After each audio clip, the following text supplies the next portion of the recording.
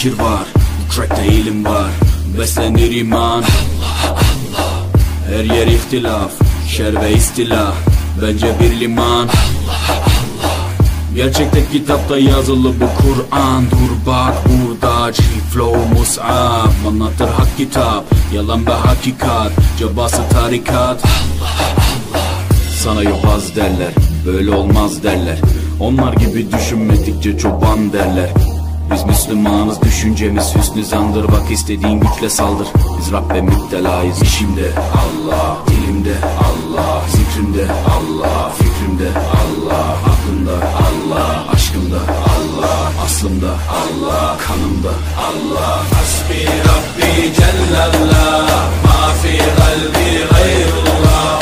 Nur Muhammed sallallahu, la ilahe illallah.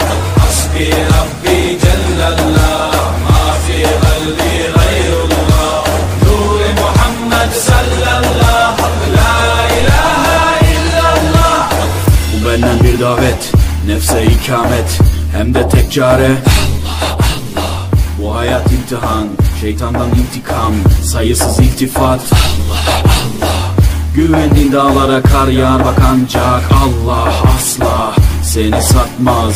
Düşünce kalkmalısın, şükürle kalmalısın, desin hep kalp atışın Allah. Günahla esti yerler, daha gençsin derler.